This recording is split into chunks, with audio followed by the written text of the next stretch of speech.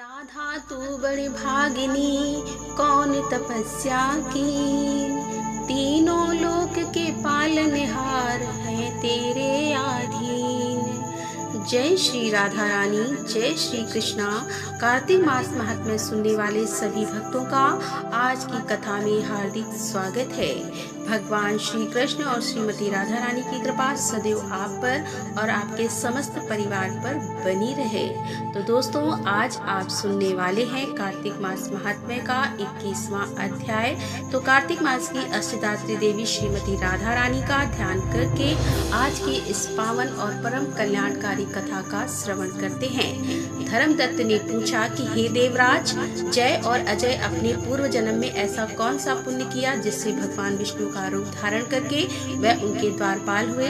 देवराज ने कहा, प्राचीन काल में रणबंधु की प्रिय देवहूति से कंदर्म ऋषि द्वारा केवल देखने मात्र से ही 2 सुंदर पुत्र उत्पन्न हुए। उनमें से बड़े का नाम जय और छोटे का नाम अजय हुआ।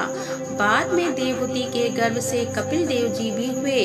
जय और अजय दोनों ही विष्णु जी के बड़े भक्त और धर्मात्मा थे। दोनों ही नित्य प्रति अष्टमंत्र का जाप करते थे और विष्णु जी का व्रत करते थे। भगवान इन दोनों भाइयों पर अत्यंत प्रसन्न थे और नित्य पूजा के समय इनको दर्शन दिया करते थे। एक समय राजा के निमंत्रण पर देवर्षि नारद जी गणों सहित राजा के यज्ञ में पधारे। उस यज्ञ में जय ने ब्रह्मा और अजय से पुरोहित बनकर यज्ञ को संपूर्ण करवाया। यज्ञ की विधि पूर्वक समाप्ति हुई। मारुत राजा ने जय और अजय को बहुत सा धन दिया। वे दोनों भाई दक्षिणा लेकर अपने आश्रम में आए। धन का बंटवारा करते समय दोनों भाइयों का आपस में झगड़ा हो गया। जय ने अजय से कहा कि धन का बराबर बराबर भाग होना चाहिए। अजय ने कहा कि जितना धन जिसको मिला है उतना धन उसका ही है। तब जय ने क्रोध में आकर अजय को श्राप दिया कि तुम धन लेकर नहीं देना चाहते हो, इसीलिए तुम ग्राह हो जाओ।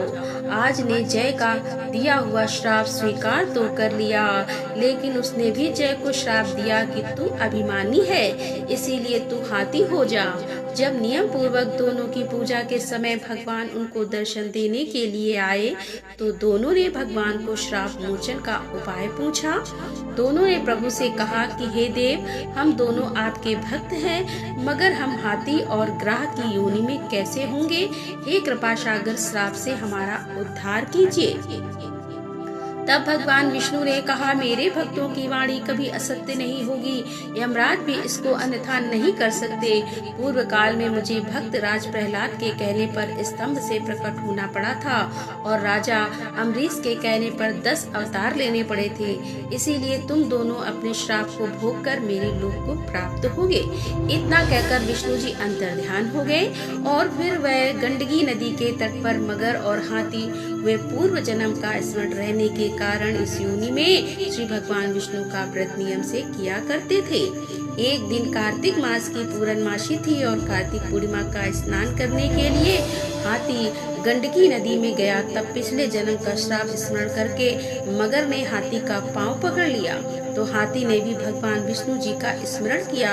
फिर क्या था, तुरंत ही शंख चक्र गदा पद्मधर भगवान ने अपने सुदर्शन चक्र द्वारा उन दोनों को अपने जैसा रूप देकर उन्हें बैकुंठ में ले गए। उसी दिन से उस स्थान का नाम हरि क्षेत्र प्रसिद्ध है और चक्र के आघात से वहाँ के पत्थरों में भी चिन्ह बने हुए हैं। वह दोनों जय और अजय के नाम से आज तक संसार में प्रसिद्ध हैं। हे प्रिय, आपने विष्णु जी के द्वारपालों के संबंध में जो प्रश्न किया था उनका विस्तृत उत्तर मैंने दे दिया। इसीलिए हे द्विज, तुम भी ईर्ष्या और द्वेष को त्याग कर नित्य भगवान विष्णु का व्रत करो। जगत के प्रत्येक जीव को समदृष्टि से देखो। तुला मकर मेष की संक्रांति में नित्य प्रातः स्नान किया करो। तुलसी वन की रक्षा किया करो। एकादशी का व्रत किया करो और गौ ब्राह्मण वैष्णव की सेवा के लिए हर समय में तत्पर रहा करो। व्रत करने वालों को मसूर की दाल और बैगन के साग को कदापि प्रयोग नहीं करना चाहिए। हे धर्मदत्त, ऐसा करने पर तुम शरीर त्याग कर हम लोगों के समान ही गति पाओगे। भगवान विष्णु को प्रसन्न करने वाले इस व्रत के समान फल देने वाला तीर्थ दान और यज्ञ दूसरा कोई नहीं है। हे विप्र, तुम तो धन्य हो, क्योंकि तुमने भगवान विष्णु को प्रसन्न करने वाला व्रत किया, जिसका आधा फल तुमने कल को दिया है, कल्क में लेकर जा रहे हैं। तब नारद जी ने कहा, हे राजन, इस प्रकार धर्मदत्त को विष्णु भक्ति का उपदेश देकर कला को साथ लेकर विष्णु के पार्षद बैकुंठ को चले गए और धर्मदत्त भी उनके आदेशानुसार विष्णु के व्रत में तल्लीन हो गए। जब उसका देहांत हुआ तो उनकी स्त्रियों के साथ विष्णु लोक को गया। हे राजन, कोई भी प्राणी जो प्राचीन काल के इस इतिहास को कहता है और सुनता है, वह अंत काल में विष्णु लोक को प्राप्त होता है। ओम क्रीम कृष्णाय नमः। कार्तिक मास महात्म्य का 21वां अध्याय समाप्त हुआ और अब आप सुनेंगे कार्तिक मास की कहानी। एक बूढ़ी माई थी जो चातुर्मास में पुष्कर स्नान किया करती थी। एक बार की बात है कि जब सास पुष्कर स्नान के लिए जाने लगी तो उसने अपनी बहू से कहा कि बहू, मेरे लिए फलाहार बना दो, क्योंकि बुढ़िया माई चातुर्मास का व्रत करती थी। इसीलिए बुढ़िया माई ने अपने लिए फलाहार यानी कि व्रत उपवास में खाने योग्य भोजन बनाने के लिए अपनी बहू से कहा। अब बहू ने बात तो सुनी, लेकिन फलाहार बनाया नहीं। बुढ़िया माई के बैग में खाली टिफिन ही रख दिया। अब जब बेटा माँ को पहुँचाने के लिए पुष्कर गया तो रास्ते में उसने माँ से बोला, माँ फलाहार कर लो। फिर जहाँ पानी मिला वहीं बुढ़िया माई फलाहार करने बैठ गई तो भगवान की कृपा से खाली टिफिन भी फलों से भर गया। बूढ़ी माई ने फलाहार कर लिया। पुष्कर में पहुंचकर बेटे ने माँ के रहने के लिए एक झोपड़ी बना दी और बेटा वापस अपने घर आ गया। रात में श्रावण मास आया और बोला, बुढ़िया माई दरवाजा खोल। तब बुढ़िया माई ने पूछा, आप कौन हैं? बोला, मैं श्रावण मास हूँ। बुढ़िया माई ने तुरंत दरवाजा खोल दिया। फिर बूढ़ी माई ने शिव और पार्वती की पूजा अर्चना की, बेल पत्र से अभिषेक किया। फिर जाते समय श्रावण मास ने बुढ़िया माई को आशीर्वाद दिया और बुढ़िया माई की झोपड़ी की एक दीवार सोने की हो गई। भाद्रपद मास आया तो उसने भी दरवाजा खोलने को कहा। बुढ़िया माई ने दरवाजा खोला और सत बनाकर कजरी तीज बनाई। भाद्रपद मास ने बुढ़िया माई को आशीर्वाद दिया और झोपड़ी की दूसरी दीवार भी सोने की हो गई। फिर आश्विन मास आया और उसने भी दरवाजा खोलने को कहा। बूढ़ी माई ने दरवाजा खोला, पितरों का तर्पण किया और ब्राह्मणों को भोज कराकर श्राद्ध किया। फिर नवरात्र में मृतका को अखंड ज्योति जलाकर प्रसन्न किया और सत्य की विजय दिवस के रूप में बुराई का अंत की खुशी में दशहरा मनाया जाता है। आश्विन मास ने जाते समय प्रसन्न होकर तीसरी दीवार भी बहुमूल्य रत्नों से जड़ित कर दी और बुढ़िया माई को सदैव प्रसन्न रहने का आशीर्वाद भी दिया। इन सब के बाद आया कार्तिक मास और कार्तिक मास ने भी बुढ़िया माई को दरवाजा खोलने को कहा। बूढ़ी माई ने दरवाजा खोला, अति प्रसन्न मन से कार्तिक स्नान किया, दीपदान करके दीपावली मनाई, गोवर्धन पूजा की, भैया दूज मनाई, गोपाष्टमी मनाई और आंवला नवमी मनाई।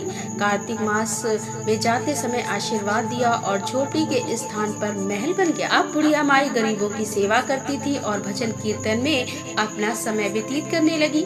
बेटा जब अपनी माँ को लेने आया तो माँ को और झोपड़ी को पहचान ही नहीं सका और जब पड़ोसियों से पूछा तो उन्होंने बताया कि फिर बेटा माँ के चरणों में गिरकर बोला, माँ घर चलो। फिर सारे सामान के साथ बेटा माँ को घर लेकर आया। अब सासू माँ के ठाठ देखकर बहू के मन में आ गया लालच और उसने अपनी माँ को भी पुष्कर छोड़कर आने को कहा तो उसका पति अपनी सास को भी पुष्कर छोड़कर आ गया। परंतु बहू की माँ की धर्म कर्म में बिल्कुल भी रुचि नहीं थी। वह तो 4 समय भोजन करती और फिर दिन भर सोती थी। 4 मास आए और 4 मास चले भी गए, लेकिन बहू की माँ ने कोई भी धर्म कर्म का कार्य नहीं किया।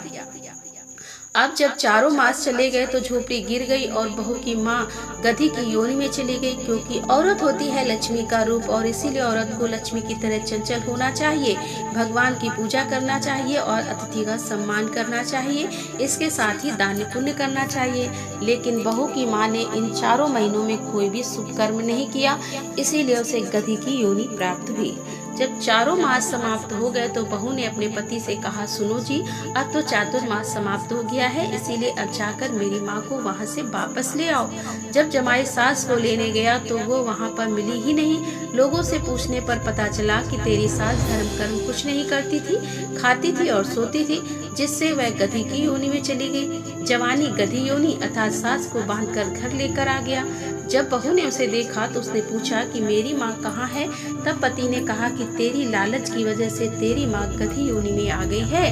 अब अपनी माँ को गधी योनि में जानकर बहू बहुत परेशान हुई। उसने ब्राह्मणों से पूछा, ऋषि मुनियों से पूछा, बड़े बड़े विद्वानों से पूछा। फिर उन्होंने बताया कि तेरी सास के स्नान किए हुए पानी से अगर यह गधी स्नान करे तो इसे मनुष्य योनि प्राप्त होगी, गधी योनि से इसे मुक्ति मिल जाएगी। बहू ने ऐसा ही किया और इसकी माँ गधी योनि को त्याग करके मनुष्य योनि को फिर से प्राप्त हो गई। राधा दामोदर भगवान जैसा बुढ़िया माई को दिया वैसा सबको देना। कहानी सुनने वाले, कहने वाले और हुकार भरने वाले सब पर अपनी कृपा बनाए रखना। जय श्री कृष्णा। राधे राधे।